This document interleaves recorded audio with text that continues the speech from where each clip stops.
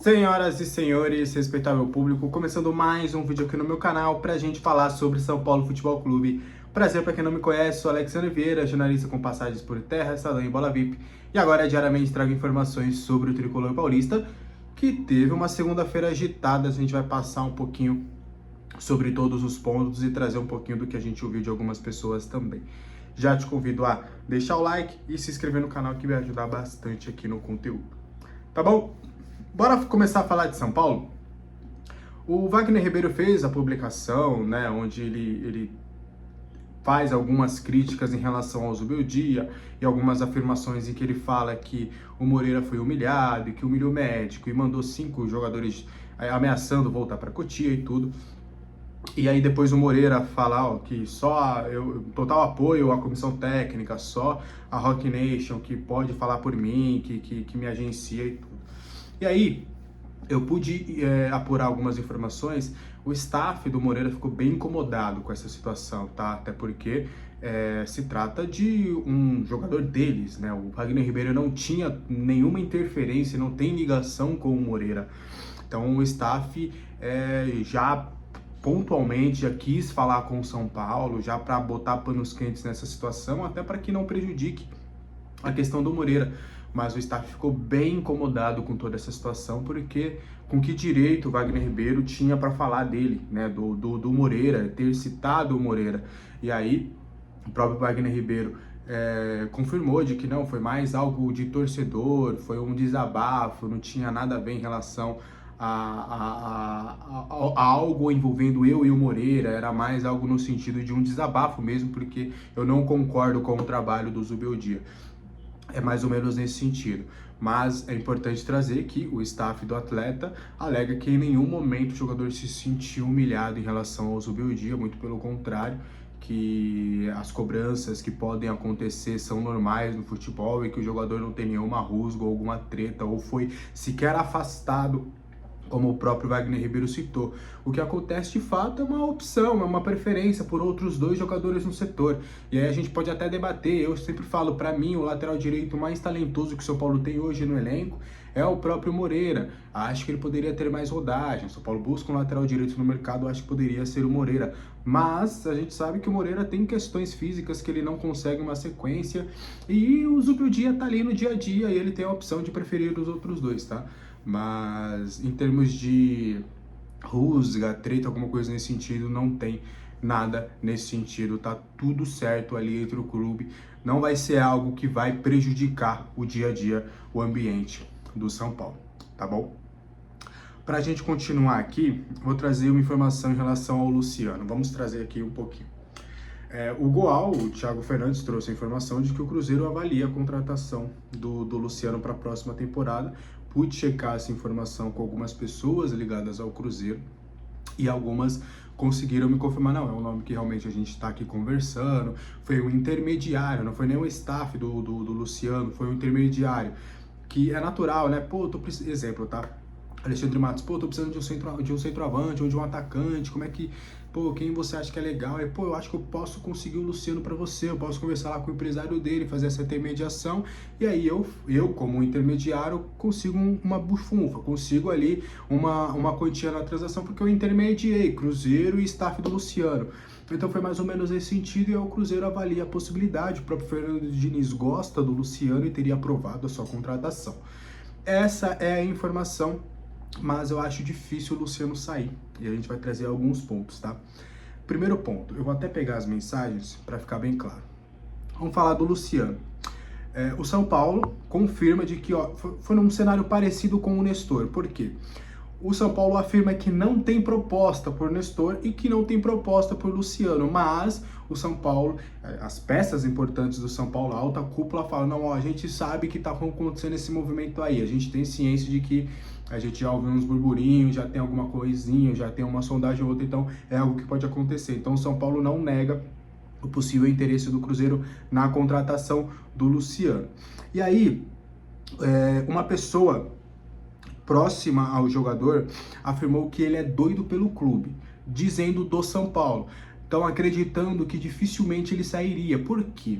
O Cruzeiro, até na nossa apuração, sinalizou ofertar quase o dobro do salário que ele recebe hoje no São Paulo. Vai passar ali de 1 milhão caso ele assine com a Raposa. Só que esse salário que o Cruzeiro gostaria de ofertar para o Luciano seria o mesmo e até um pouquinho menor do que ele receberia no Damac. Vocês lembram daquela proposta que chegaria da Arábia no fim do ano passado, que o Luciano recusou, que o staff ficou pé da vida porque queria esse negócio?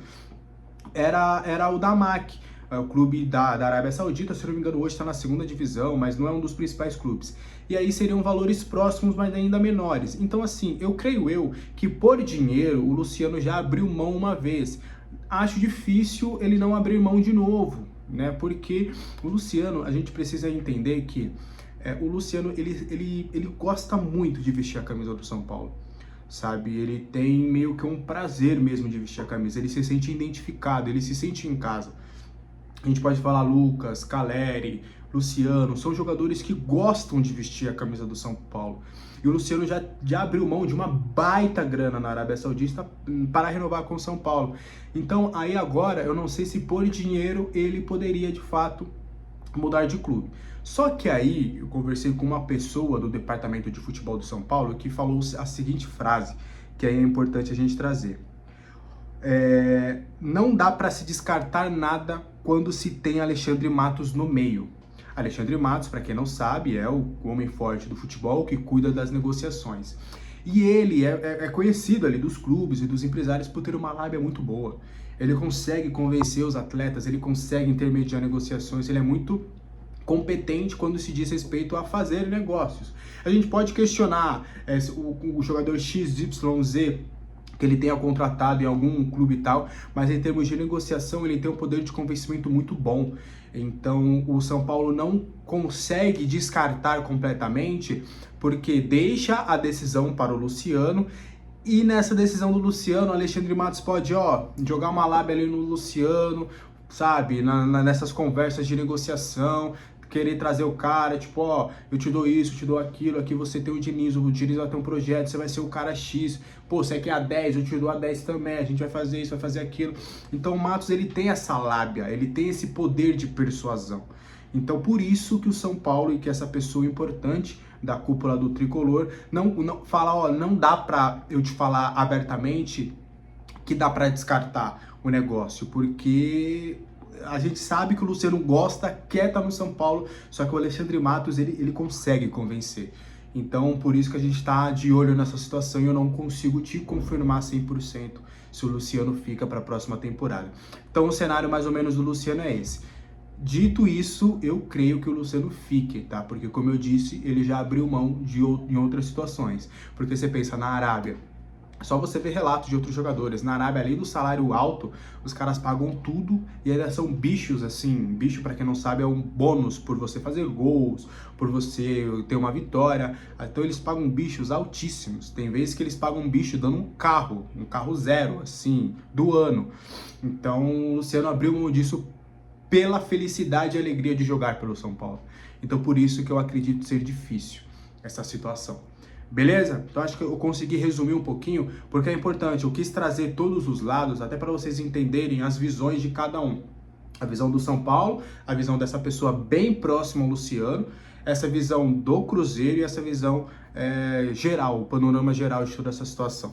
Tá bom? Espero que tenha ficado claro aí. Deixe nos comentários se você, inclusive, gostaria de dar saída ou não do Luciano. Eu, particularmente, acho loucura você negociar o Luciano com um clube, com um concorrente que pode ser direto ali na briga por títulos. Pra gente continuar, em contato com o Júlio Casares, ele nega veementemente qualquer possibilidade de negociar o Caleri com o Flamengo também. Ele afirma que não chegou a absolutamente nada e que a multa é alta. Ele não quis entrar em valores, mas eu sei os valores. A multa é de 270 milhões de reais. O do Luciano, inclusive, eu até peguei, se eu não me engano, é 144 milhões. Eu preciso checar aqui de novo.